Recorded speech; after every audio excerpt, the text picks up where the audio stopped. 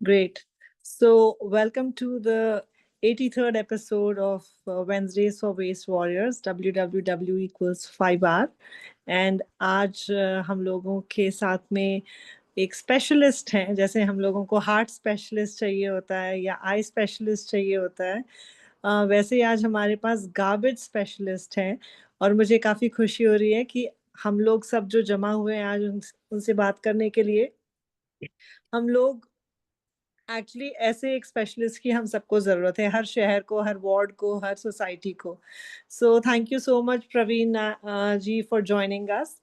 बहुत दिनों से ये एक पेंडिंग था आपको इनवाइट करना और आपके साथ बात करना और आपके एक्सपीरियंसेस से सीखना। सो thank you so much for joining. हमारा एक ग्रुप है माय वेस्ट माय रिस्पॉन्सिबिलिटी, और वहाँ पर सब कचरा मैनेजमेंट, कचरा प्रबंधन, वही एक सबसे इम्पोर्टेंट डिस्कशन होता है। सो वहाँ से भी काफ़ी सारे मेंबर्स ने ज्वाइन किया है और आई एम श्योर वो आपसे काफ़ी कुछ सीख सकेंगे।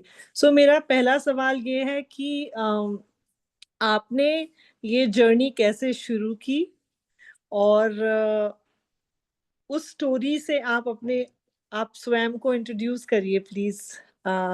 कैसे आप गार्बेजियोलॉजिस्ट हैं? Thank you very much ma'am. Most. Basically जो मेरा बैकग्राउंड है वो एक सॉफ्टवेयर इंजीनियर का है। Hmm. And I was in Wipro Infotech limited. तो मोदी जी ने 2 अक्टूबर 2014 में स्वच्छ भारत अभियान को शुरू किया था। हम्म। और जब उन्होंने ये शुरू किया था उस समय भारत में किसी को ये पता नहीं था। इनफैक्ट मोदी जी को भी ये नहीं पता था कि इसको आगे ड्राइव कैसे कराना है, हम्म। क्योंकि ना तब इसके लिए कोई रूल्स एंड रेगुलेशन थे और ना इसका कोई रोड मैप था। तब एक एरिया है छत्तीसगढ़ में, अंबिकापुर, हम्म। और वहाँ की एक कलेक्टर थी Ritu Sen. Hmm. She is very young, IAS, dynamic थी। तो उन्होंने एक जो ट्राइबल वुमेन्स हैं हम्म। उनको इकट्ठा करके और एक मॉडल पे काम करना चालू किया और उस सिटी को जीरो वेस्ट करने की डायरेक्शन में कदम उठाया। ये अंबिकापुर एक्चुअली मेरी ससुराल है। ओके। तो मेरा जब जाना हुआ और मैं मैडम से मिला और ये इच्छा जाहिर की कि मैडम हम इस टाइप के काम को करना चाहेंगे। हम्म। तो उनका जो अप्रोच था, उनका ये कहना था, बिकॉज ये बड़ा चैलेंजिंग काम है हम्म। और ये पार्ट टाइम काम नहीं है। बिल्कुल। तो आप कैसे करोगे इसको? हम्म। तो बात आई गई हो गई और दिमाग में कहीं सबकॉन्शियस माइंड में थे कि हम रिटायरमेंट के बाद इस टाइप के किसी प्रोग्राम को करेंगे। हम्म।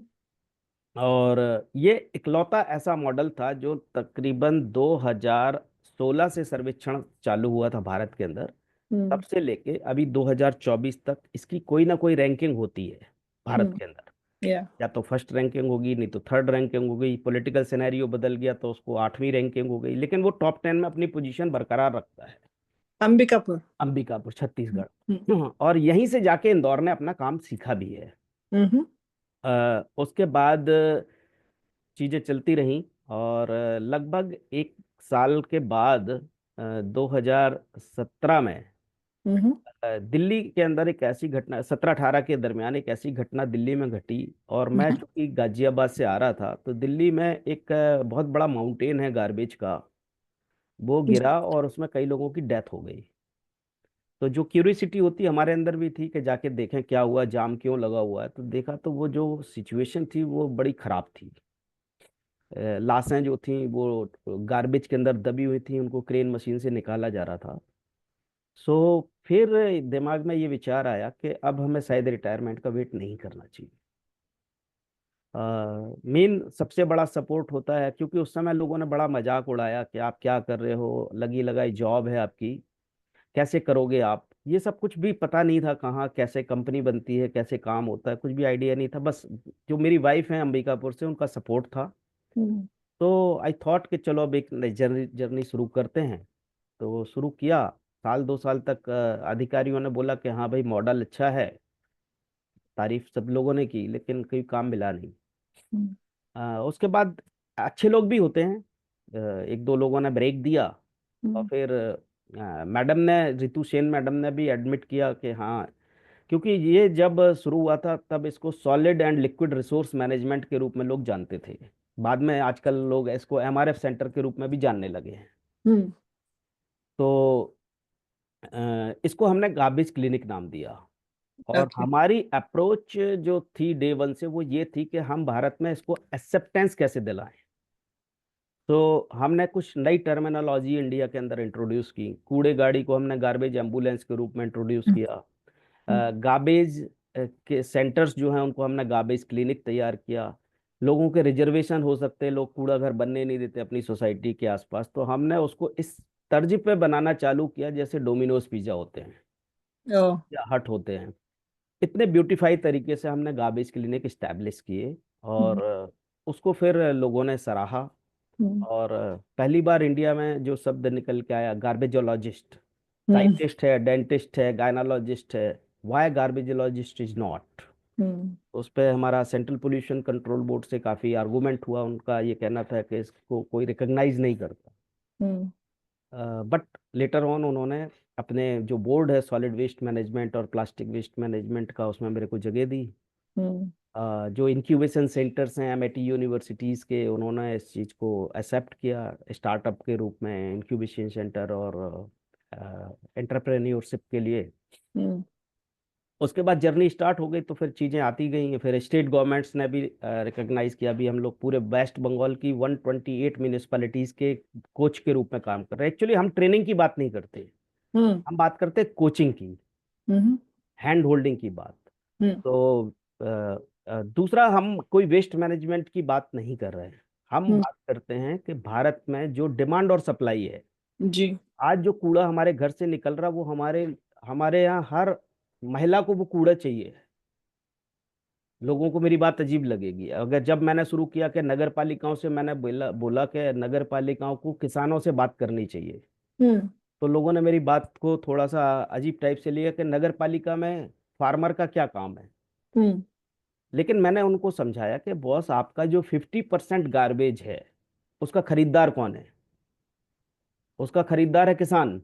हम्म। और किसान जो उस कंपोस्ट से फ्रूट और वेजिटेबल पैदा कर रहा है, उसका खरीदार कौन है? उसका खरीदार वो किचन है जिसके घर में, जिस किचन में कूड़ा पैदा हुआ है। बिल्कुल। तो आप इस इकोनॉमी को समझिएगा आज। तो हमने फिर इसके अंदर दो सक्सेसफुल मॉडल का इंटीग्रेशन किया। एक है अमूल दूध है गुजरात के अंदर जो चलता है, कोऑपरेटिव मॉडल है। यस। दूसरा लिज्जत पापड़ है। तो हमने उस मॉडल की स्टडी की और उस मॉडल को हमने फिर वेस्ट मैनेजमेंट के अंदर इंट्रोड्यूस किया। हम्म। तो अब हम ग्राम पंचायत, नगर पालिका लेवल पे जैविक खाद बनाने की फैक्ट्रियां लगाते हैं। एक हिंदुस्तान में यही एक ऐसी फैक्ट्री है जिसके लिए जमीन फ्री में मिलती है, मशीन फ्री में मिलती है, इसके लिए रॉ मटेरियल फ्री में है, और इसका जो प्रोडक्ट है वो हाईली डिमांड है। आज अगर मैं, इतने सारे लोग ज्वाइन किए हुए हैं, मैं लोगों को पूछूं कि आपको अपने बच्चों को क्या खिलाना है, ऑर्गेनिक या केमिकल वाला, तो मेरे ख्याल से सब लोग बोलेंगे ऑर्गेनिक खिलाना। लेकिन क्या आपके मोहल्ले में, आपकी सोसाइटी या आपकी सिटी में कोई ऑर्गेनिक फ्रूट और वेजिटेबल की शॉप है? मतलब मार्केट में डिमांड है। या। इस डिमांड को कौन मीट करेगा? हाँ, ये जरूर है कि हम जो वेट वेस्ट की प्रोसेसिंग करें, वो हमारा प्रोडक्ट जो बन के निकले वो वैसे ही निकलना चाहिए जैसा वर्मी कंपोस्ट निकलता है। इस लेवल का हमारा क्वालिटी कंट्रोल होना चाहिए। तो उसके लिए नेशनल ऑर्गेनिक लेबोरेटरी के साथ हमने एसोसिएशन किया, the energy resource institute of India के साथ, टेरी के साथ किया। प्लास्टिक की जो बहुत बड़ी प्रॉब्लम थी उसके लिए जो पंडित नेहरू ने आइंस्टीन के साथ एक नेशनल फिजिकल लेबोरेटरी की स्थापना की थी भारत के अंदर। हमने जो भी पॉसिबिलिटी थी, however we are a small organisation, लेकिन हमारा विजन एकदम क्लियर था। सो हमने टॉप इंडिया के जो बड़े साइंटिस्ट थे उनके सामने अपने विजन को रखा, और उन लोगों ने, उनकी ब्लेसिंग हमें मिली। उसके बाद फिर हमारी जर्नी चालू हो गई। आपकी आवाज़ नहीं आ रही मैडम। मैं खांस रही थी तो मैंने मेरा साउंड म्यूट कर दिया। बट आप सचमुच ये विजन हमें बड़ा रखकर काम करना है। और ये आपसे अभी मुझे सुनकर सीखने मिला, जैसे आपने दो एग्जाम्पल बताए, लिज्जत पापड़ और अमूल जो मिल्क प्रोड्यूसर्स ऑर्गेनाइजेशन है, ये दोनों ही एक ऐसे कम्युनिटी लेवल से आगे बढ़कर पूरे नेशन को प्रोवाइड करना, और ऑफ कोर्स एक ब्रांड बन गए हैं, और एक मिसाल भी बन गए हैं कि कैसे जब एक मुझे स्टोरी पता है, मंथन जब मूवी थी, जब बना रहे थे श्याम बेनेगल, वो अमूल कोऑपरेटिव के उस पर आधारित थी, और उसके लिए पैसों की कमी थी, मतलब फंड नहीं मिल रहे थे। तो हर किसी ने एक एक रुपया दिया, जितने भी वो कोऑपरेटिव वाले थे, और मतलब फिल्म बन गई, इतने सारे लोग थे। सो मैम ये मैं आपको एक बात बताऊं सिंपल, कि जब हमने गार्बेज क्लिनिक को पेटेंट करा लिया, ये हमारा कॉपीराइट है, हमारा एक सॉन्ग भी शायद इतने सारे लोग हैं सबने सुना होगा, गाड़ी वाला आया घर से कचरा निकाल। Yes. It is very famous song. और हम लोग इसके प्रोड्यूसर हैं। इसमें जो इवन अगर आप यूट्यूब पे देखेंगे तो जो इसमें आदमी कूड़ा गाड़ी चला रहा है वो मैं ही चला रहा हूँ। तो बेसिकली फिर मैडम ने इस गार्बेज क्लिनिक की प्रेजेंटेशन जो पार्लियामेंट की स्टैंडिंग कमेटी है उसके सामने दी, माननीय प्रधानमंत्री जी को। और प्राउड फीलिंग बात यह है कि जो मसूरी में आईएएस की एकेडमी है उसमें हम्म। एक चैप्टर है गार्बेज क्लिनिक के ऊपर। वाह। और उन्होंने ऑक्सफोर्ड यूनिवर्सिटी में जो प्रेजेंटेशन दी उसमें गार्बेज क्लिनिक वर्ड ही इस्तेमाल किया गया है। बहुत आप अगर बढ़िया। सेंट्रल पोल्यूशन कंट्रोल बोर्ड की ऑफिशियल वेबसाइट पर देखेंगे तो more than 100 garbage clinic running condition में है। हम्म। और मिलियन टन ऑफ गार्बेज जो है वो हमने लैंडफिल पे जाने से अभी तक रोक दिया है। और उससे लाखों लोगों को अभी तक हम लोग जो है या तो प्रत्यक्ष रूप से नहीं तो परोक्ष रूप से रोजगार दे चुके हैं। बहुत सुंदर। तो ये एक तो आप कह रहे हैं कि इतने सारे लोग, इतने सारे गार्बेज क्लिनिक्स अभी जो चल रहे हैं, एक्टिव हैं, वो सारे आप ही रन कर रहे हैं? नहीं मैम, हमारा पर्पस क्या है, अगर हमें गार्बेज की प्रॉब्लम को सॉल्व करना तो हमें हमारी जैसी रेप्लिकेट करके छोड़ देना पड़ेगा उनको। उनको ऑटो पायलट मोड में स्टार्ट करना पड़ेगा। सही, क्योंकि बिल्कुल। ना हम पूरे देश में जा सकते हैं और ना गार्बेज कभी खत्म हो सकता है। सो बिल्कुल। हमने डेली निकलने वाले गार्बेज को शाम तक पैसे में कन्वर्ट करना है और हम्म। ये उन लोगों को सिखा देना है। हम्म। तो क्योंकि ये जो हम ऑर्गेनिक कंपोस्ट फैक्ट्री बनाते हैं इसमें हम्म। यही लोग जो अंडर प्रिविलेज वुमेन्स है, स्पेशली हमारा वुमेन सेंट्रिक प्रोग्राम है, हम्म। उनको हम उसमें 100 रुपीज का शेयर होल्डर बना देते हैं। ओके। उससे होता क्या है कि जब उनके पास उस फैक्ट्री का मालिकाना हक आ जाता है चलाने का, तो वो एज ए एंटरप्रेन्योर आते हैं उसके अंदर। जी। हमारे में कोई लेबर नहीं है। हम्म। लेबर को जो पेमेंट जाता है वो जाता है 15,000 रुपये, जो मिनिमम वेजेस एक्ट है। हम्म। भारत के अंदर लेबर कानून बड़े टफ हैं। तो हमने उस चीज को काउंटर किया इस प्रॉब्लम्स इस तरीके से, सॉल्यूशन से। हम्म। तो ये हुआ है। इसके अलावा जो है इस पूरे डोमेन में जो नगर पालिकाएं फेल हैं, हम्म। वो इसलिए फेल है कि उनके पास कोई माइक्रो प्लान नहीं है। हम्म। तो जब तक हमारे पास माइक्रो प्लानिंग नहीं होगी, प्लस जो ट्रेनिंग पार्ट होता है वो एज ए ग्रांटेड ले लेते हैं कि ट्रेनिंग की तो कूड़ा बीनने वाले लोगों को कोई ज़रूरत सच है नहीं। उनको जिस लेवल की ट्रेनिंग की रिक्वायरमेंट है, प्लस हमने जो इवन लोगों को इसके साथ इंटीग्रेट किया है, उनको हमने हर आइटम के 10-10 वेंडर ला के दे दिए कि अगर अच्छा। प्लास्टिक खरीदने वाला है तो 10 वेंडर उनके पास दे दिए, उनका नाम क्या है, उनका मोबाइल नंबर क्या है, कौन सा बंदा क्या रेट पे खरीदेगा, ऐसी लिस्ट है उनके पास। हम्म। कंपोस्ट के लिए मैंने बीड स्वच्छता मिशन ऑर्गेनिक आत्मनिर्भर मॉडल बनाया था हम्म। महाराष्ट्र में। हम्म। इसमें पहली बार हमने 5,000 ऑर्गेनिक खेती करने वाले किसानों को सीधा उन महिलाओं के साथ जोड़ दिया था। हम्म। सेग्रीगेशन की प्रॉब्लम तो अपने आप खत्म हो गई ना, क्योंकि जब अगर उन्हें एक प्रोडक्ट बनाना है तो वो रॉ मटेरियल अच्छा ही लेके आएंगी सिटी से। बिल्कुल। हमें कराने की जरूरत नहीं, सेग्रीगेशन अपना ही अपने आप अच्छा आएगा। और इससे दो चीजें हुई कि ना केवल वो गार्बेज प्रोसेसिंग करके पैसे अर्न करती हैं प्रोडक्ट बेच के, हम्म। उन्हीं की जो दूसरी टीम होती है, टीम बी, हम्म। जो घर घर से ऑर्डर लेती है फ्रूट और वेजिटेबल डिलीवरी का। हम्म। तो ये वो लोग उन्हीं किसानों से लेते हैं जो लोग हमारी कंपोस्ट लेते हैं। सो डोर टू डोर आज हर महिला ये चाहती कि उसको घर पे ऑर्गेनिक फ्रूट और वेजिटेबल की डिलीवरी मिल जाए और उसको कहीं जाना ना पड़े। तो ये चूंकि हमारी ही टीम डोर टू डोर सबसे बड़ा, अगर हिंदुस्तान में कोई नेटवर्क अगर है आज की डेट में, आपको इसको बिजनेस मॉडल के तरीके से देखिएगा। बिल्कुल। हिंदुस्तान में अगर कोई सबसे बड़ा सर्विस देती है तो वो देती है नगर पालिका। या आज के सिनेरियो में देखें तो उन्हीं के पास इतना बड़ा नेटवर्क है जो डोर टू डोर जाता है और डेली जाता है। या तो इसको अगर सही तरीके से एक समझा जाए तो एक बहुत बड़ी टीम होती है। बिल्कुल। और आपका ये बहुत अच्छा जो मॉडल है कि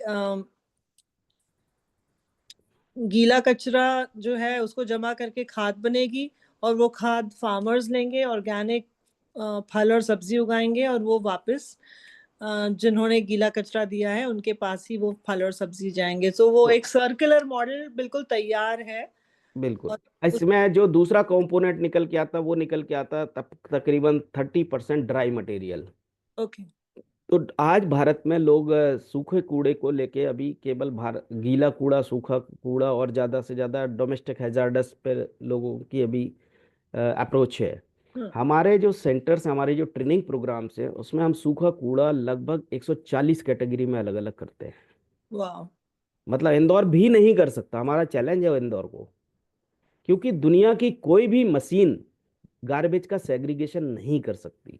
बिल्कुल। ये जो गॉड गिफ्ट है ये केवल महिलाओं को है, क्योंकि महिलाएं चावल में से जो है कंकड़ अलग करना जानती है, वो छोटे छोटे कीड़े भी अलग कर देती हैं, ये गॉड गिफ्ट है उनको। तो ये इसलिए जो सेग्रीगेशन का प्रोग्राम है, हम तकरीबन हम डिसेंट्रलाइज्ड वेस्ट मैनेजमेंट की बात करते हैं। बिल्कुल। तो हम तकरीबन 2 से 3 किलोमीटर के दायरे में एक गार्बेज क्लिनिक बनाते हैं, बड़ा खूबसूरत होता है, लोग हम्म। उसको देखने आते हैं, विजिट करते हैं, वो गार्बेज टूरिज्म नाम का कॉन्सेप्ट हो गया है। हम्म। और ये महिलाएं वहां पे, क्योंकि आप 5 टन का गार्बेज, हम्म। 5000 से 10,000 की पॉपुलेशन के गार्बेज को बाई हैंड, अगर सोर्स, चूंकि सोर्स एग्रीगेशन भी इसका पार्ट है, तो आप उसको बड़े अच्छे लेवल पे लगभग 4-5 घंटे में प्रोसेस कर सकते हैं। और आइडिया ये है कि शाम तक वो बिक जाना चाहिए, उसके पैसे आ एग्जैक्टली जाना exactly, चाहिए। बिल्कुल बिल्कुल बिल्कुल। Very good. सो डिसेंट्रलाइज का यही मतलब है कि आप लोग अपना सोल्यूशन खुद कर सके अपने घर के पास, ताकि लॉजिस्टिक्स जो है ले जाना और उसको गाड़ी में वो करना, ट्रांसपोर्ट करना, वो सब भी बच जाए। और आपने कहा था कि ये लोग साइकिल से जाते हैं, राइट? देखिए, हम जितनी माइक्रो प्लानिंग अच्छी करेंगे, हम्म। लोग क्या करते हैं, नगर पालिकाएं क्या गलती करती हैं, वो उठा के उनको मोटर ड्राइविंग व्हीकल दे देते हैं। यस। जो मोटर ड्राइविंग चलाने वाला बंदा है, उसको नहीं पता कि पीछे जो गार्बेज डाला जा रहा है वो कैसा डाला जा रहा है। तो हमने कोशिश की है कि हमने लगभग 100 हाउसेस या 150-200 हाउसेस के ऊपर एक बंदा अपॉइंट किया है। हम्म। उसको हमने साइकिल दी है, या ट्राई साइकिल है। ट्राई हम्म। साइकिल में करीब 8 कंपार्टमेंट है। ओके। अगर साइकिल क्योंकि कई ऐसी जगह होती हैं, स्लम एरिया है, वहाँ ना मोटर व्हीकल जा सकता है ना ट्राई साइकिल जा सकती है, तो क्या? वहाँ साइकिल जाएगी। सो इस तरीके से जो है हमारी प्लानिंग का पार्ट है ये। और इससे दो फायदे होते हैं कि हम एटलीस्ट हर वार्ड के अंदर 20 से 20 लोगों को रोजगार दे देते हैं। ओके। लगभग 3,000 की अगर पॉपुलेशन है, तो हम्म। सॉरी, 3,000 हाउस होल्ड है अगर, या हम्म। 2,000 हाउस होल्ड है, तो ये मान के चलिए वहाँ लगभग लगभग 20 महिलाओं को रोजगार मिल जाएगा। गुड। सो जैसे मेरा एक सवाल है, अब अंबिकापुर, मैं पुणे में रहती हूँ। सो लेट्स ये सोचते हैं हम पुणे के बारे में बात करें, या बड़ा शहर इंदौर है, या बड़ा शहर भोपाल है। सो सबसे पहला तो प्रॉब्लम आता है ये सेपरेट करना, कि सूखा और गीला मिक्स ना हो जाए। उसके लिए लोग एक ही गाड़ी भेजते हैं, और उसी में लोग पॉलिथिन की जो थैली रहती है, पन्नी, उसी में वो गीला कचरा बांध के देते हैं। तो एक तो ऑलरेडी वो हो गया है कंटामिनेशन। सो इस चीज को आप कैसे वो करते हैं, इस चीज के ऊपर कैसे आपका क्या निराकरण होता है, या क्या समाधान है? देखिए, इसमें क्या होता है कि जो हमारी टीम वार्ड के अंदर काम करती है, ये प्रॉब्लम तब आती है जब वो बाहर से इंपोर्ट किए हुए लोग इस काम को उस वार्ड के अंदर जाके करते हैं, क्योंकि उनकी बॉन्डिंग नहीं है। हम्म। हमारे मॉडल के अंदर क्या है, हम उसी वार्ड के लोग ही पिक करते हैं। हम्म। और हर वार्ड को हमने ब्लॉक्स में डिवाइड किया है। 200 हाउसेस के ऊपर हमारा एक ब्लॉक है। हम्म। और हर ब्लॉक के अंदर हमने एक ई रिक्शा दिया हुआ है, या cycle rickshaw, sorry cycle rickshaw दिया हुआ है। हम्म। तो इसके अलावा जो है लोगों की अवेयरनेस पार्ट, ये चूंकि उसी वार्ड के लोग हैं, उसी ब्लॉक के लोग हैं, ये सारा दिन उसी वार्ड में ही रहते हैं, काम करने के बाद उसी वार्ड में रहते हैं, तो ये उस वार्ड की प्रॉब्लम को एड्रेस करते हैं। हम्म। अवेयरनेस के लिए अलग से किसी एनजीओ को हायर नहीं करते हम। बिल्कुल अच्छा। भाई, फुटबॉल केवल एक ही आदमी के पास है, उसी को डोर टू डोर कलेक्ट करना है, उसी को ट्रांसपोर्ट करना है, उसी को माइक्रो सेग्रीगेशन करना, उसी को प्रोसेस करना और उसी को बेचना है। बिल्कुल। तो ये उसके अंदर एक अकाउंटेबिलिटी तो पहले ही फ्रीज हो गई। या। अगर वो उसने सोर्स पे सेग्रीगेशन नहीं करवाया तो उसको खुद जाके करना पड़ेगा। या। One part. दूसरा जो है, यस, बिकॉज ये इंडिया है, इतनी आसानी से लोग मानते नहीं हैं। तो लोगों में मल्टीपल टाइम हैमरिंग करनी पड़ती है। हम्म। उनको मोटिवेट भी करना पड़ता है, किसी को धमकाना भी पड़ता है, किसी को, मतलब जो जैसा टूल है, जिसका जैसा है। या। तो बेसिकली आज की डेट में हर आदमी को रिस्पेक्ट चाहिए। बिल्कुल। तो जो सिटीजन्स हैं, जो वो 2000 हाउसेज हैं, उनमें से एवरी वीक हम किसी ना, उसमें हम लीडर्स आइडेंटिफाई कर लेते हैं, हम्म। जो जिनमें लीडिंग स्किल है। और ये सबसे बड़ी जो हम मेरे मैं जिस चीज को टूल इस्तेमाल करता हूँ, कि जो सबसे ज्यादा विरोध करता है किसी भी वार्ड में, वो आपका सबसे बड़ा एसेट है। ओके। आपने अगर उसको कन्वेंस कर लिया तो वो आपने पूरे वार्ड को कन्वेंस कर लिया। बिल्कुल। तो हम जब लोग वर्कशॉप करते हैं या कुछ भी करते हैं, तो हम पहले ऐसे लोगों को जरूर लिस्ट आउट कर लेते हैं कि वहाँ इस पूरे सिस्टम का अपोज कौन कर रहा है, किसको सबसे ज्यादा प्रॉब्लम है। ओके। फिर उसके साथ ब्रेन स्टॉर्मिंग सेशन करते हैं। ओके। उसको जब हम अपनी जर्नी बताते हैं, हम अपना मिशन बताते हैं, अपना गोल बताते हैं, और अभी तक हमने जो जो चीज़ें अक्रॉस इंडिया करी हुई हैं, वो जब हम उसको दिखाते हैं अपना, इसमें कोई दूसरा आदमी नहीं होता, केवल वो और हम बैठते हैं और किसी रेस्टोरेंट में चाय पीते हैं। ओके। जब वो ये देखता है तो वो अपने आप जुड़ जाता है। बिल्कुल। ये सो जैसे एक आरव ने कहा है कि अगर अलग अलग सूखे और गीले को पिकअप करने के अलग अलग दिन रहेंगे तो वो मिक्स नहीं होगा और वो प्रॉब्लम सॉल्व हो जाएगा। जब मैं यूएस में रहती थी तब वहां पे भी ऐसा ही होता है कि अलग अलग दिन फिक्स्ड है, किस दिन गीला जाएगा किस दिन सूखा जाएगा ऐसे करके, और गाड़ी वैसे ही आती है, आपको वही बाहर रखना होता है। अगर वो मिक्स होता है तो वो लेके नहीं जाते। सो बहुत देखिए, क्लियर है। यहाँ मेरा थोड़ा सा हम किसी भी देश का मॉडल अपने देश में लागू, इवन अपने देश में एक शहर का मॉडल दूसरे शहर में भी नहीं चलेगा। मैं लाइक वो भी सही। अंबिकापुर की बात करूं तो जरूरी नहीं कि अंबिकापुर का जो मॉडल है वो पुणे में चले या कहीं और चले। हमने महाराष्ट्र में काम किया है, बीड में काम किया है, बीड एक औरंगाबाद के पास जगह है, पुणे के पास एक जगह है, शिरूर करके जगह है। यस। तो अ, ये जो पार्ट है, लेकिन गीला कूड़ा जो आपको डेली पिक करना है, क्योंकि कोई भी गीले कूड़े को अपने घर में नहीं रखेगा। हम्म। और हाँ, सूखे कूड़े के लिए आप प्लान कर सकते हैं कि आप अल्टरनेट डेज में पिक कर लें। इलेक्ट्रॉनिक वेस्ट के लिए ऐसा मंथ में एक दो बार तीन बार पिक कर लें। ये या। चीज़ें तो हम बाय कर सकते हैं। लेकिन गीले कूड़े के लिए तो गाड़ी डेली जाएगी। आपके जो डोमेस्टिक हैजार्डस वेस्ट है, आप डायपर्स, सैनिटरी पैड्स हैं, इनको घर में नहीं रख सकते। हम्म। तो ये कहीं ना कहीं हमें सोर्स से कलेक्ट करना हमारी जिम्मेदारी है, और हमें करना चाहिए डेली। ड्राई मटेरियल के लिए हार्ड एंड फास्ट ऐसा कोई रूल नहीं है, आप अपनी कन्वीनियंस के हिसाब से प्लान कर सकते हैं। या। ऑफ कोर्स इतना सारा उसके अंदर रहता है। कई लोग अपने घर में कंपोस्ट करते हैं तो वो लोग उस पूरे गीले को कंपोस्ट में डाल देते हैं। कई लोग सोसाइटी लेवल पे कंपोस्ट करते हैं, लेकिन बहुत लोग ऐसे होते हैं जो लोग कहते हैं हमारे पास जगह नहीं है, या फिर कंपोस्ट करने से उनको प्रॉब्लम्स है कीड़े की चूहे की ये वो जो भी है। तो उनके लिए कम्युनिटी कंपोस्टिंग एक बहुत अच्छा उपाय है जो आप बता रहे हैं, जो एक तरीके से कंपोस्टिंग फैक्ट्री जो है, खाद फैक्ट्री, वो बहुत ही अच्छा अ, मुझे लगा। अगर वो कोई अपने एरिया में अपने म्यूनिसिपैलिटी के साथ शुरू करना चाहे तो आप उनको क्या बोलेंगे? स्टेप वाइज कि क्या क्या आपको करना चाहिए, कैसे करें वो, अगर सेम गार्बेज, या फिर आप आएंगे और आप इस्टेब्लिश करने में मदद करेंगे? देखिए, इसमें दोनों चीज़ें हो सकती हैं। एक लेवल पे अगर म्यूनिसपैलिटी तैयार है, क्योंकि म्यूनिसपैलिटी का ये KRA है, हाँ। और म्यूनिसपैलिटी आजकल इस पे काफ़ी कीन है कि वो इस पे MRF सेंटर बना रही है। लेकिन उन MRF सेंटर को कैसे चलाना वो म्यूनिसपैलिटी को नहीं आता है, हम्म। ना उनके पास इतनी मैन पावर है। तो यस, इसमें हमारे पास ऑप्शंस हैं। आप लोग चाहें गार्बेज क्लिनिक को अप्रोच कर सकते हैं, गार्बेज क्लिनिक कर सकती है। और अभी जैसे महाराष्ट्र के लिए आपके साथ हमारी ऑलरेडी डायलॉग है, तो जो दूसरे राज्यों के लिए भी चाहें लोग काम करने के लिए, तो हम लोग उस पर काम कर सकते हैं कि आप डिसाइड कर लीजिए कि कितनी बड़ी टेरिटरी आपको कैप्चर करनी है। दूसरा, कई लोगों के ये ऑब्जेक्शन होते हैं कि हमारी सोसाइटी में हम करना चाहते हैं कम्युनिटी कंपोस्टिंग, लेकिन हमारे पास स्पेस नहीं है।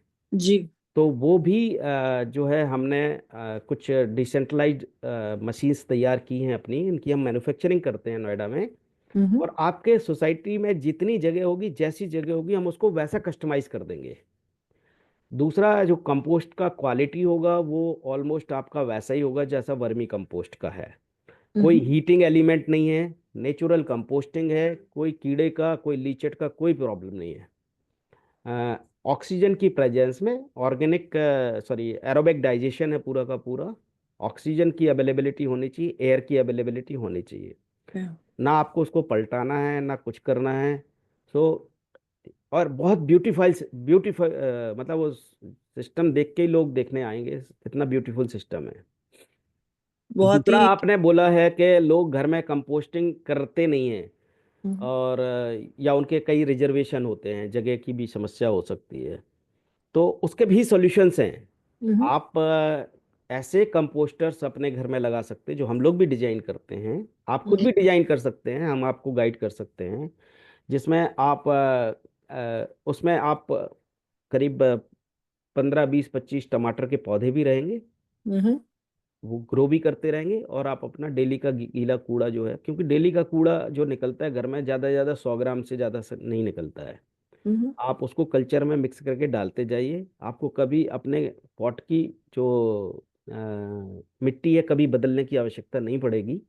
आप उसमें जो रेगुलर घर में यूज होने वाली सब्जियां हैं, और आप कॉन्फिडेंट रहेंगे कि आप अपने बच्चों को जो खिला रहे हो वो केमिकल वाला नहीं है।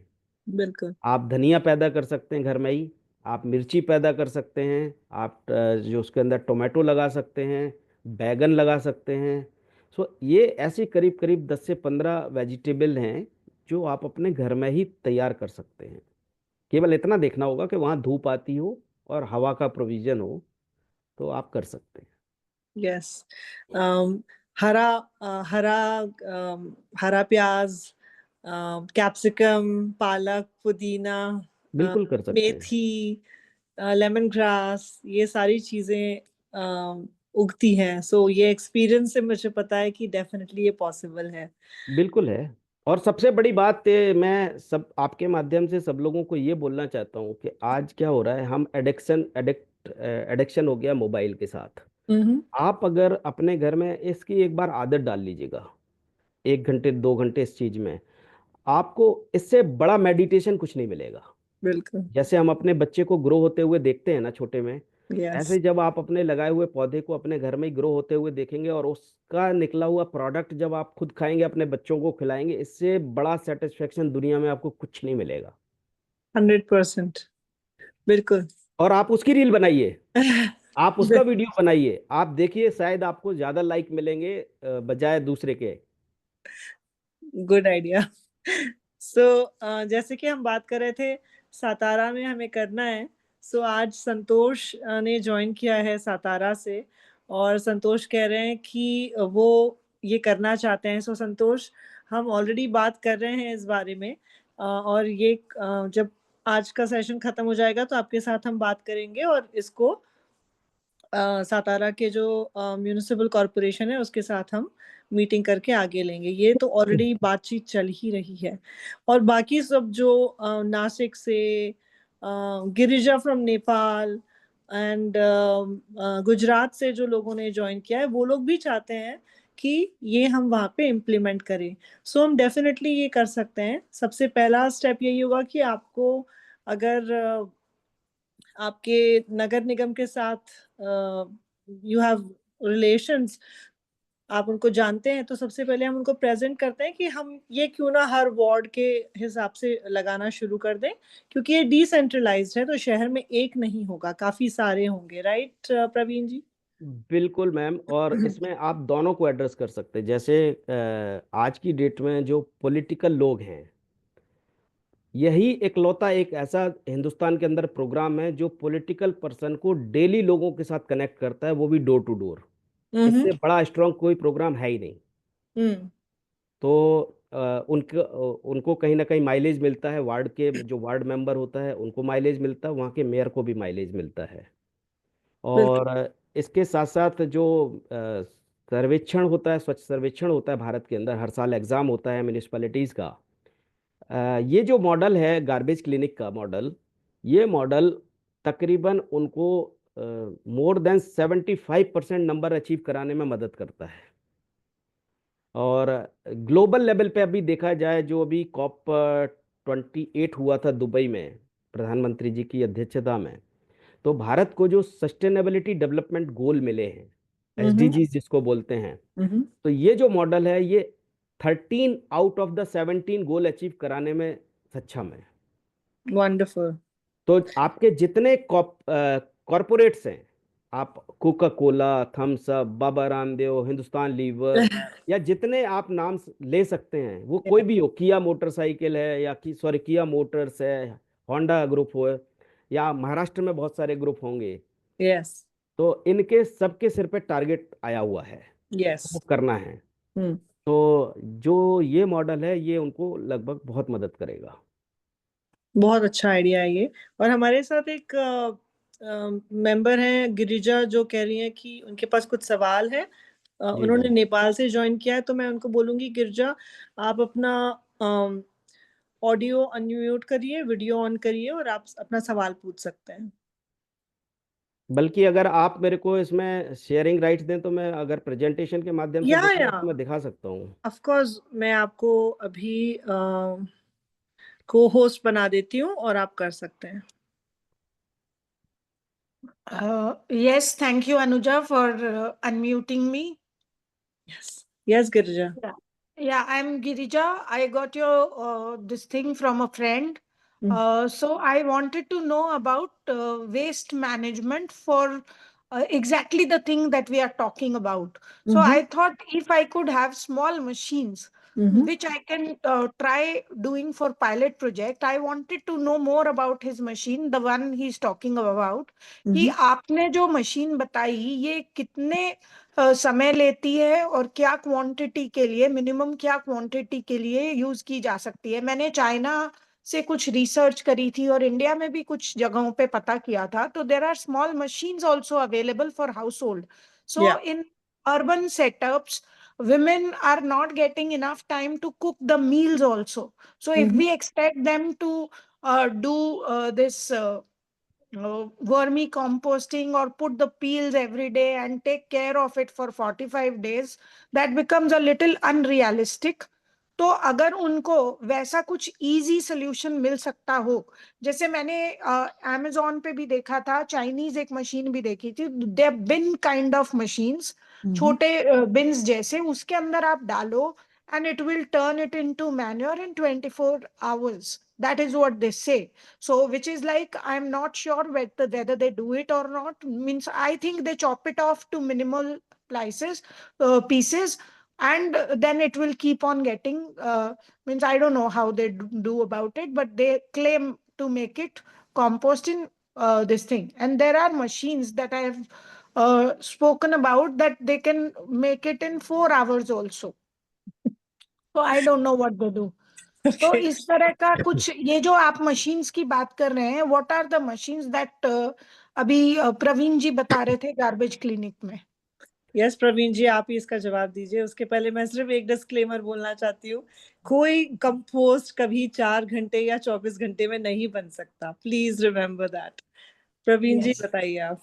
देखिए मैम, क्या है जो कंपोस्ट है, कंपोस्ट बैक्टीरियाज बनाते हैं। जैसा जी। हमारा जो खाना है, हमारा खाना अगर हम्म। हम ये सोचें कि हमने खाना खाया और खाना खाने के बाद हम अपने कमर पे एक बेल्ट लगा दें और उसको हीट करें और वो खाना हमारा 1 घंटे में पच जाए, ये अनरियलिस्टिक है। जो जी। कंपोस्ट है वो बैक्टीरिया बनाते हैं। जैसे आपने दही जमाया, तो सबसे पहले दूध में आप पहली बार एक जावन डालते हैं। हमारे यहाँ जावन बोलते हैं, जी। आपके यहाँ वर्जन बोलते हैं शायद, महाराष्ट्र में हम्म। जी, मैं बिरजन नेपाल बिरजन। की हूँ। अच्छा। एक चम या हाँ, एक चम्मच हम कुछ भी जब। मिलाते हैं ताकि उसको वो जम जाए। हाँ। वो बैक्टीरिया दही को जमाने का काम करता है। सेम कंपोस्ट में होता है कि कंपोस्ट में हम बैक्टीरिया डालते हैं और वो बैक्टीरिया अपनी प्रोसेस स्टार्ट करता है। हमारी जो कंपोस्ट है, वो कंपोस्ट 18 दिन में तैयार होती है। हम्म। लेकिन वो जो प्रोसेस है वो लेयर सिस्टम है कि हमारे पास भी वो एरोबिक डाइजेस्टर्स हैं, बिन हैं। आज हमने जो गीला कूड़ा उसके अंदर डाला, जिसमें हमने कल्चर भी मिलाया हुआ है, दूसरे दिन का डाला, तीसरे दिन का डाला, तो ये लेयर बाय लेयर बनता जाता है। हम्म। जब 18 दिन हो जाएंगे तो जो सबसे नीचे बॉटम वाली लेयर है वो 18 डेज पुरानी हो गई है या। और वो फुली डिकम्पोज हो जाती है। यस। इसको चेक करने के सिंपल 2 तरीके हैं कि जब तक अगर आप उसमें अपना एक हाथ डालेंगे या आप उसको फील करेंगे तो वो गर्म रहेगा। जब तक वो कंपोस्ट बनने की प्रोसेस चल रही है वो हीट रहेगी। हम्म। और जैसे ही कंपोस्ट बन जाएगा तो एक तो उसका कलर चेंज हो जाएगा, वो एग्जैक्ट ब्राउन हो जाएगी। दूसरा, कोल्ड हो जाएगी। तीसरा, उसकी जो स्मेल होगी वो वही स्मेल होगी जो पहली बारिश में, जब पहली बारिश होती है, जो जमीन या हमारी धरती से जो खुशबू धरती आती के है। हम्म। तो ये 3 हैं। और उसके बाद आप उसकी टेस्टिंग भी करा सकते हैं किसी भी लेबोरेटरी में। हम्म। तीसरी बात आपने बोला कि ठीक है, हाउसवाइफ के पास आज टाइम नहीं है, वो लोग अपना खाना ही नहीं बना पाते हैं आजकल टाइम पे। हम्म। तो ये बात ठीक है। हम अगर हाउस लेवल पे कंपोस्टिंग की बात ना करें तो एटलीस्ट कंपोस्टिंग हम कम्युनिटी लेवल पे तो कर सकते हैं। हम बिल्कुल। लोग जो सोल्यूशन बनाते हैं वो मिनिमम कम से कम 100 हाउसेस के लिए है। हम्म।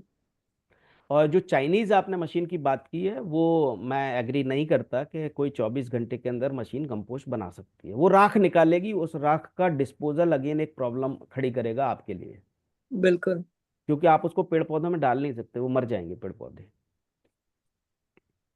वो सिर्फ जला हुआ, इट्स लाइक वो बर्न कर देते हैं हम्म। और बर्न करने से वो कम हो जाता है, उसका वॉल्यूम क्वांटिटी कम हो जाती है और बट वो कंपोस्ट नहीं है। नहीं है। आप कल्चर डालकर उसे फास्ट कर रहे हो, स्पीड अप कर रहे हो 18 दिन में।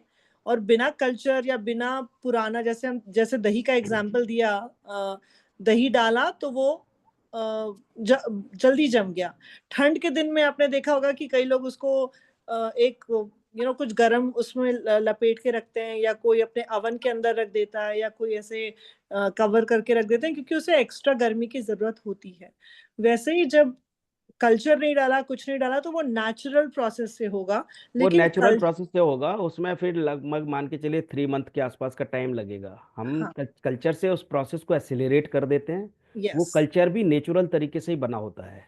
यस। सो जो दूसरी बात, इंदौर जो म्यूनिसपैलिटीज में जो यूज करते हैं, जैसे I was thinking is I wanted to put up something in the vegetable market as a Rotary service project of mine. हाँ। सो हाँ, ये आई आप कर वांटेड। सकते हैं, ये बड़ा खूबसूरत बनेगा मॉडल वहाँ पे। हम्म। इसमें तो क्या करते हैं, हमारे जो वर्किंग स्टाइल है वो ये है कि हम पल्वराइजर इस्तेमाल करते हैं। ओके। पल्वराइजर, जैसे आप लोगों ने कभी मौसमी का रस पिया हो तो मौसमी का रस में क्या होता है, जूस अलग निकल जाता है, फिर उसका अलग से जो है पल्प गूदा निकलता है। निकलता है। या। हाँ। तो जब हम पल्प के फॉर्म में गीले कूड़े को कर देते हैं तो उसका जो प्रोसेस ऑफ डिकम्पोजिशन है वो फास्ट हो जाता है। फास्ट हो जाता है। साथ ही साथ ऐसे बहुत सारे कंपोनेंट हैं जिनका कंपोस्ट इतनी आसानी से नहीं बनता। लाइक आपका कच्चा नारियल है, कोकोनट है, या। आम की गुठली, मैंगो की गुठली है, या जो गोभी के डंठल हैं। हम्म। तो हम इस प्रोसेस को इस तरीके से करते हैं ताकि और साथ ही साथ हमारी जो डाइजेस्टर्स हैं उसमें 360 डिग्री एयर का फ्लो करने का नेचुरल तरीका है। हम्म। तो और इनकी कॉस्ट कैसे शुरू होती है? ये क्वांटिटी उसके ऊपर डिपेंड करता है, क्वांटिटी के ऊपर और कैपेसिटी के ऊपर, कि आपको टोटल नंबर ऑफ हाउसेस कितने से शुरू करना है और कहाँ पे इसकी डिलीवरी चाहिए है। डिलीवरी से भी ज्यादा अगर हम बात करें, जैसे 50 to 100 किलो से अगर शुरू करते हैं, तो it is like how big a project. So क्योंकि what I am thinking is, if we put it up in vegetable market, तो क्या होता है जनरली, तो टेंडेंसी रहती है कि लोग सब वेजिटेबल्स को फर्स्ट डे जितना सेल हुआ, सेकंड डे बचा हुआ किया, बाद में रोड पे फेंक देते हैं, तो वो राइट कचरा राइट फैलता है. तो वो ज्यादा मेहनत नहीं कोई करेगा उसके लिए. मुझे लगा ऐसा कोई मशीन होता हो कि उसमें वो डाल दे, तो इट कुड बी नाइस. नहीं, वो तो हो जाएगा, लेकिन एटलीस्ट कम से कम वहां पे एक आपको सुपरविजन के लिए कोई बंदा तो चाहिए होगा जो उसको ऑपरेट करेगा. या आप उसको करके रख देंगे ना तो वो डस्टबिन बन जाएगी फिर. हम्म. वो ये डाइल्यूट, पर्पस ऑब्वियसली डाइल्यूट हो जाएगा. इसीलिए मैंने डिकम्पोजिशन की बात करी ना, कि अगर कंपोस्ट बनने लग जाए और वो सेल कर सके, तो it will be a profit, money making thing for them, so then they will use it. But ये हो इनिशियल जाएगा. कॉस्ट अगर, हाँ ठीक है. So there are other people also, I guess, कि I will personally talk, and they can also know about what you want to say. Thank you so much for the info. जी जी. Most most welcome. जो जैसे अब आप farmers market कह रहे हैं या सब्जी बाजार जो कह रहे हैं, उसमें तो पहले वो जो बड़ी बड़ी, फॉर एग्जांपल अगर बड़ी गोभी है, बड़ी लौकी लाइक फुल होगी ना, वो कटी हुई नहीं होगी, तो पहले उसको एक श्रेडर की जरूरत होगी जो उसे काट सकेगा, और फिर वो कंपोस्ट में जाएगा. So it will be like a two step process, right Praveen? Right right. और we normally prefer the pulverizer rather than the shredder. Thresher में जो पार्टिकल साइज होता है वो लगभग 4 mm के आसपास होता है. हम्म. तो अगेन वो क्या है, डिकम्पोज होने में टाइम लेता है. हम्म. पल्वराइजर में क्या है, वो बिल्कुल पाउडर बना देगा उसका. ओके. तो वी प्रेफर, ये हमारा जो एक्सपीरियंस है और उसी को हम प्रेफर करते हैं. That is what the people that I was talking about told me, कि वो मशीन से पाउडर जैसे बन जाता है और इसलिए उसका स्पीड अप हो जाता है. But the time they were saying was very less, and आप जो बोल रहे हो वो थोड़ा ज्यादा टाइम है. ये पल्वराइजर यूज करने के बाद कितना टाइम लगता है? मैडम, हमारा जो सिस्टम डिजाइन है वो लगभग आप मान के चलिएगा 18 डेज के हिसाब से ही है. जो वो क्लेम करते हैं कि आप डेली फीड करिए, डेली आप वेस्ट डालिए, डेली आपको कंपोस्ट मिलेगा, तो वो टर्मिनोलॉजी हम भी इस्तेमाल कर सकते हैं, क्योंकि आप उसके अंदर हमारी बिन में डेली वेस्ट डाल रहे हैं और डेली कंपोस्ट निकल रहा है. लेकिन जो पहली साइकिल हमारी होगी वो 18 डेज की होगी. और डिकम्पोज जो होगा वो मटेरियल वो 18 दिन के आसपास ही होगा. या 24 घंटे में नहीं होता है कोई भी कंपोस्ट. जी. सो अगर कोई कोई कहता है ना 24 घंटे में होता है, तो you can report them as scam and fake. ये है, अभी एनजीटी ने अभी बहुत सारी मशीनें लोगों ने लगा दी हैं, वो फिर मशीन चल नहीं रही हैं, पड़ी हुई हैं, या मुझे पता है. या तो एक्चुअली मशीन बेचना is not the motto of the garbage purpose company. Exactly. या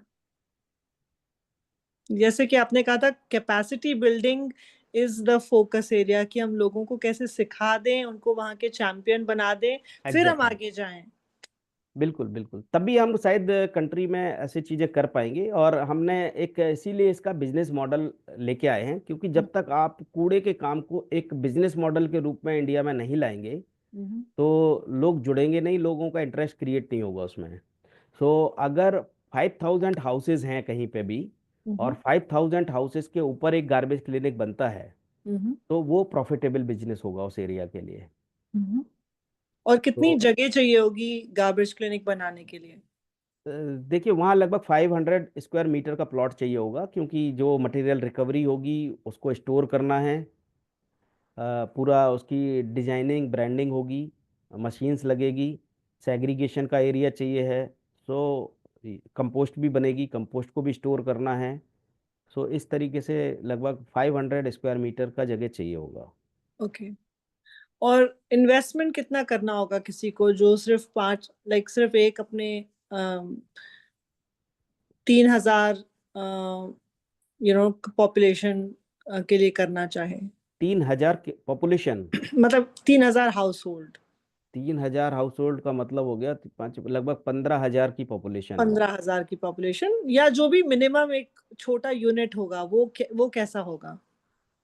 देखिए, 5,000 से नीचे ये मॉडल प्रॉफिटेबल नहीं होगा. 5,000 people. और वो भी तब जबकि जो यूजर चार्जेस हैं वहाँ पे पर हम्म, हाउस होल्ड का अप्रोक्सीमेटली 100 रुपीज हो।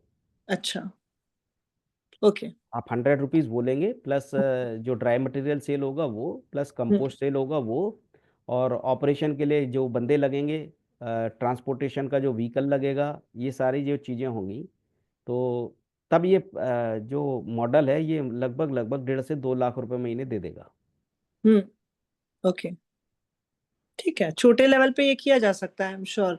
बड़ी सोसाइटीज कर सकती हैं, और जो क्लस्टर अप्रोच के साथ काम कर सकते हैं आप, मल्टीपल जी, सोसाइटीज को जो है इसके हाँ, साथ एक क्लस्टर डेवलप करके, क्योंकि वो लोगों के पास अगर जगह नहीं है तो इस चीज़ का बेनिफिट उठाया जा सकता है, जैसे नोएडा वगैरह में ऐसे क्लस्टर अप्रोच के साथ हम्म, अथॉरिटी कर भी रही है। बहुत अच्छा, वेरी गुड। सो अगर किसी और के पास कोई सवाल नहीं है तो क्या आप शेयर करना चाहेंगे कि क्या क्या मुश्किलें आई आपके इस जर्नी में? देखिए मैडम, मुश्किलें तो ऐसा नहीं है कि पहले आई अभी नहीं आ रही हैं। कभी भी? अ, अ, मुश्किलें रोज आती हैं, ऐसा नहीं है। हर जगह की डेमोग्राफी अलग होती है, ऑफिसर्स का एटीट्यूड अलग होता है, उनकी प्रायोरिटीज अलग होती हैं। जो वहाँ के सिटीजन हैं उनकी भी सोच अभी इतनी जल्दी तुरंत बदलती नहीं है। तो ये चैलेंजेस आते हैं। और जो एग्जिस्टिंग इस डोमेन के अंदर लोग एक्टिव हैं हम्म, पहले से, क्योंकि उनका अपना एक थॉट प्रोसेस है, उनका हम्म, उनको जो पैसा मिलता है वो पर टन के हिसाब से पैसा मिलता है, उनका उस कूड़े में कोई इंटरेस्ट नहीं है। हम्म, उन्होंने मिक्स आ रहा है कैसा आ रहा है उनको इससे कुछ फर्क नहीं पड़ता, क्योंकि वो उस कूड़े से पैसे नहीं कमा रहे हैं, वो नगर पालिका से सीधा सीधा उनको पेमेंट मिलता है। हम्म, तो वो सबसे ज़्यादा अपोज करते हैं इस मॉडल का। दूसरा, ये मॉडल जो है नगर पालिका को जो है अलग टाइप से पैसे नहीं देता है, हम्म, जो उनकी सोच रहती है नॉर्मली, हम्म, क्योंकि ये पूरा वही महिलाएं चला रही हैं, वही इकट्ठा कर रही हैं, वही बेच रही हैं, कॉपरेटिव मॉडल है, तो वो जो है अपना ही सस्टेनेबल हो जाए, उनका ये मेन अप्रोच रहती है। यस, वो किसी को और कहाँ से शेयर करेंगे। हम्म, तो इसलिए भी वो ये इतनी जल्दी कोई एक्सेप्ट करता नहीं, इसमें एक करेज चाहिए ऑफिसर के अंदर, जो हम्म, थोड़ा सा आगे बढ़ के इस पे स्टेप ले। हम्म, तो हमारा भी ये है कि हम भी सोच के बैठते हैं कि पूरे साल में हमें एक ऑफिसर तो मिलेगा। तो ये अप्रोच है। आई एम श्योर बहुत चैलेंजेस सारे होते हैं। ऑफिसर्स मिले होंगे आपको अब तक, नहीं, एक्चुअली। मिलते हैं। शुरू में दिक्कत आई, शुरू में एक्चुअली 2 साल हमें कोई काम मिला नहीं, हम लोग, मैं और मेरी वाइफ दिल्ली में ऐसे ही घूमते थे, हम्म, रैक पिकर से मिलते थे, क्योंकि हमने शायद हम लोग इंडिया के पहले ऐसे कपल हैं जिन्होंने सोना बेच के कूड़े में लगाया है। वाह, तो उनको हम इकट्ठा करते थे, उनका डेटा इकट्ठा करते थे, और ये सोच के चलते थे कि कभी तो शहर में जब हमारा गार्बेज क्लिनिक चलेगा, चालू होगा, तब ये बंदा हमारे काम आएगा। हम्म, 2 साल हमारे शुरुआती बड़े स्ट्रगल के रहे। फिर जब हमने इस कंपनी को थोड़ा नाम हो गया, फेम हो गया, फिर हमने अपनी इक्विटी इसके अंदर बेची और जो दूसरे शेयर होल्डर इसके अंदर एंट्री किए, इन्वेस्टर्स आए, फिर हम्म, तो इस तरीके से एक जर्नी चालू हो गई। गुड।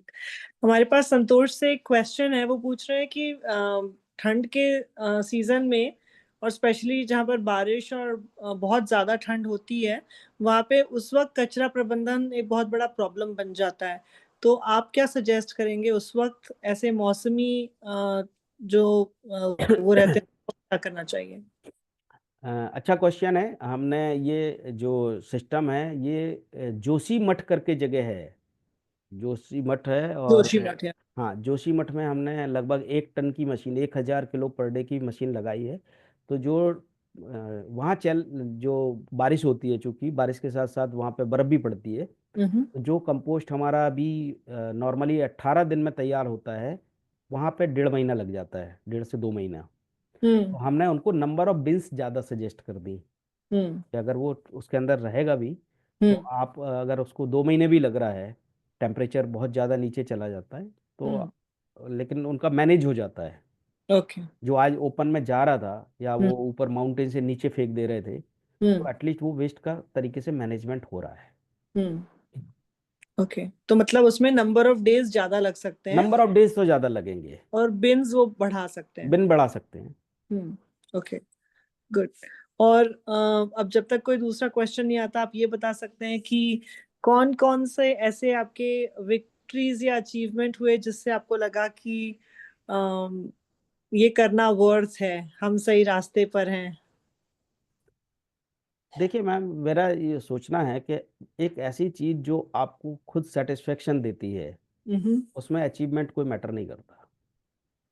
अचीवमेंट जो है वो हमेशा एक बाई प्रोडक्ट है। एक सेटिस्फेक्शन जो है वो मेन प्रोडक्ट है। हम्म। सैलरी तो हमें विप्रो में भी मिल रही थी। Hmm. I was after Wipro, I was also a vice president of a leading real estate company of India. Hmm. तो रियल एस्टेट से ज़्यादा पैसा तो किसी में नहीं है। हम्म। तो जब हमने ये कंपनी बनाई तो उस कंपनी का जो डायरेक्टर था, अ, उन सब लोगों ने यही सोचा कि या तो इस आदमी की सोच में पता नहीं क्या हो गया है, जो अच्छा खासा लगा हुआ काम छोड़ के जा रहा है। क्योंकि लाइबिलिटी दिल्ली जैसी जगह में बहुत ज़्यादा होती है फैमिली की। जी। लोन होते हैं अलग टाइप के, बच्चे की एजुकेशन चल रही होती है। जो सबसे बड़ा हमने सेक्रीफाई किया है, जिसको मैं मानता हूँ अपनी लाइफ में, कि मेरा बेटा डीपीएस का स्टूडेंट था ग्रेटर नोएडा में, और वो 96 97 ग्रेड अचीव करता था। तो जब, क्योंकि मेरी वाइफ उसको, उस प्रोजेक्ट को हैंडल कर रही थी, उसको पढ़ाने का काम करती थी। तो जब हमने गार्बेज क्लिनिक स्थापित किया इंडिया में, तो फिर उसका जो ग्रेडिंग है वो आप मान के चलिए 75% पे आ गया था वो। टाइम नहीं देने के। वो स्कॉलर था, हाँ। हम्म। तो केवल उससे पूछा कि आप बेटा, आपको कोई दिक्कत तो नहीं है? तो जैसे कल का एक सेशन है यहाँ पे हमारा परशुराम इंस्टीट्यूट ऑफ जी। टेक्नोलॉजी के अंदर। जी। तो जब बेटा साथ में रहता है तो हम्म। उसको प्राउड फील होता है कि चलो ये इस टाइप का काम। मैं अभी सिम्बायोसिस में पढ़ रहा है, वो यहाँ पे बीबीए कर रहा है। तो ओ। जब सिम्बायोसिस के अंदर हमने प्रेजेंटेशन दिया स्टेज के ऊपर उनके डायरेक्टर के सामने, हम्म। तो ही ऑलवेज ऑलवेज फील प्राउड कि हाँ सही डायरेक्शन जा रही है। अभी देश के किसी भी जिले के अंदर किसी भी डीएम से मिलना हो तो शायद एज ए सॉफ्टवेयर इंजीनियर जब मैं जाता था तो शायद लोग रिकॉग्नाइज नहीं करते थे। लेकिन ये है कि अगर हम उसको थोड़ा सा बताते हैं, ब्रीफ करते हैं, तो कितना भी बड़ा ऑफिसर हो, ब्यूरोक्रेट्स हो, वो टाइम देता है और बात को सुनता है, गंभीरता से सुनता है। तो पहले हमें ऑफिसर के पीछे जाना पड़ता था, अब ऑफिसर कॉल करके बुलाते हैं। बहुत बढ़िया। मतलब आप सोचिएगा, बंगाल जैसी जगह में, बंगाल को लोग कितना भी नेगेटिव लेते हों, हम्म। लेकिन बंगाल में अभी जो असाइनमेंट हमारे पास है उसमें सारा अरेंजमेंट बंगाल गवर्नमेंट ने किया है। रहने का, रुकने का, खाने का, गाड़ी, ड्राइवर, सारा कुछ। बहुत बढ़िया। तो ये है कि लोग अच्छे मिलते हैं, ऐसा नहीं है। बहुत अच्छा। आई विश और आई होप कि आपको अच्छे लोग ही मिले और ज्यादा, और आपका काम अच्छे से सेट होता रहे। अर्नब ने एक क्वेश्चन पूछा है। अर्नब, अगर आपको चाहिए तो आप अनम्यूट करके पूछ सकते हैं सवाल। उनका अमूल मिल्क पैकेट्स और ईपीआर से रिलेटेड क्वेश्चन है। जी जी। Hello sir. हेलो। सर मैं ये पूछना चाहती हूँ कि अमूल के पैकेट्स में मेंशन है कि वो रिसाइक्लेबल है, बट फिर बिल्कुल। भी लोगों को बिल्कुल नॉलेज नहीं है इस बात की। मुझे भी एक मिल्क का बॉम्बे में एक है इनिशिएटिव, मुझे भी उसी के थ्रू पता लगा था। एंड मिल्क मैं बैग जिसको शॉप। बताती हूँ तो कोई करना नहीं चाहता। तो सर अमूल कंपनी क्यों एडवर्टाइज नहीं करती है कि हमारी पैकेजिंग है वो रिसाइक्लेबल है, लोग आके करें खुद से? देखिए, करते हैं और बहुत सारे लोग इस पे काम कर भी रहे हैं। इसका जो ईपीआर है, उस ईपीआर का बेनिफिट भी उठा रहे हैं। और जो अमूल वाला मिल्क का पाउच है वो हाईली डिमांडेड है। वो एलडीपीई है, तो वो हाईली डिमांड है उसकी। और उसका जो ग्रेन्यूल्स बनता है, वो ग्रेन्यूल सबसे ज़्यादा अगर किसी की कीमत रखता है तो वो उसका ग्रेन्यूल महंगा मार्केट के अंदर बिकता है। उसमें एक चैलेंज ये होता है कि उसको हॉट वॉश यूनिट की ज़रूरत होती है, क्योंकि वो जो दूध की स्मेल है वो नॉर्मली जाती नहीं है। तो उसके लिए या। जो जी। टेक्नोलॉजी है। दूसरा, उसका अगर कलेक्शन का मैकेनिज्म किसी के पास है तो, और कितनी भी क्वांटिटी में है, तो केवल बॉम्बे की कंपनी नहीं, मार्केट के अंदर ऐसी बहुत सारी कंपनी हैं जो आपसे खरीदने के लिए रेडी हैं। आप अपना अगर सेल्फ हेल्प ग्रुप तैयार कर सकते हैं, जिस तरीके से अभी हमारा डिस्कशन चल रहा है, और इसका कोई कलेक्शन मैकेनिज्म आप डेवलप कर लीजिएगा। मैं आपको बोलता हूँ, आपके पास जितनी क्वांटिटी होगी वो क्वांटिटी आप मैडम के माध्यम से ड्राइव कर सकते हैं। इसमें आपको न केवल अमूल से पैसा मिलेगा, अमूल के जैसी, क्योंकि उसमें लिखा जरूर है अमूल, लेकिन अमूल के अलावा जो भी ऐसी कंपनी जो प्लास्टिक के प्रोड्यूसर्स हैं, Yeah. वो हर Okay. प्लास्टिक का प्रोड्यूसर उस सर्टिफिकेट को खरीदने के लिए मार्केट में बैठा हुआ है। नॉट ओनली दूध का पाउच, जो हल्दीराम का नमकीन का पाउच है, या कुरकुरे है, नेस्ले के चॉकलेट्स के रैपर्स हैं, ये सारे का कलेक्शन जो है आज की डेट में इंडिया के अंदर बहुत बड़ा चैलेंज है। Yeah. और Yes, जो sir. चीज Yes. इंडिया में चैलेंज है, वही इंडिया के अंदर सबसे बड़ी अपॉर्चुनिटी है। बिल्कुल 100%. जो जो लोग भी ये बात करते हैं कि यार ये समस्या है, वो प्रॉब्लम है, बेसिकली वो सिक्के का एक ही पहलू देख रहे हैं। अगर आपने उस चीज को अपॉर्चुनिटी के तरीके से देखना चाहिए, बिल्कुल. आप डिसेंट्रलाइज तरीके से इसका कलेक्शन करिए, जिसको खरीदना है वो खुद आपको ढूंढते हुए आएगा। आपके पास बस वो क्वालिटी वाला कूड़ा होना चाहिए। Segregated और clean, yes. और इसको डिसेंट्रलाइज तरीके से ज्यादा अच्छे तरीके से किया जा सकता है, क्योंकि जो दूध की थैलियां हैं उनको वॉशिंग करना बॉम्बे में ले जाके बड़ा टफ काम है, लेकिन इसको सतारा के लेवल पे ही करवा लेना ज्यादा आसान है। Yes. सो जो जितने छोटे शहर हैं, आप वहां पे उस फैसिलिटी का ज्यादा फायदा उठा सकते हैं। मैं आपको एक एग्जांपल देता हूँ। बिस्लरी की बोतल है, Yeah.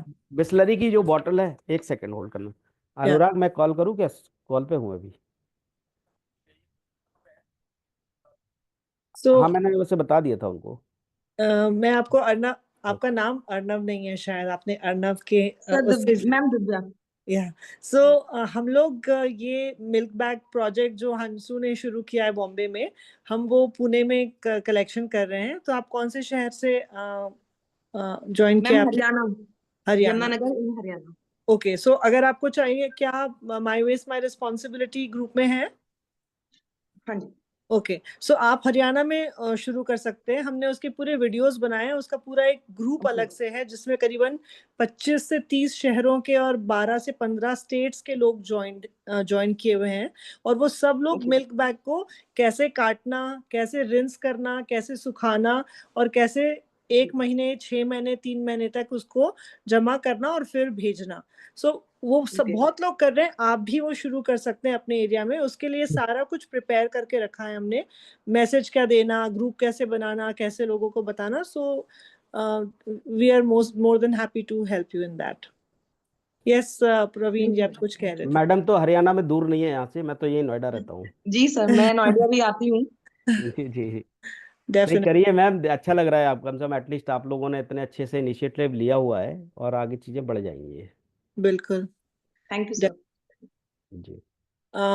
सो और एक भी क्वेश्चन था जो बहुत सारे लोगों ने पूछा था कि आप क्या अपने फोटो या वीडियो कुछ कंपोस्टर के और मशीन्स के दिखा सकते हैं मैं स्क्रीन? दिखा देता हूँ। आप केवल वैसे गार्बेज क्लिनिक गूगल पर डालेंगे तो आपको बहुत सारी चीज़ें वैसे ही ऑटोमेटिक मिल जाएंगी। आप फेसबुक पे भी देख सकते हैं नाम डाल के, आप लिंक्डइन पे भी देख सकते हैं। हाँ. तो आपको कंपोस्टर्स का भी मिल जाएगा, किस तरीके से गार्बेज क्लिनिक काम कर रही है इंडिया में, वो भी देख सकते हैं।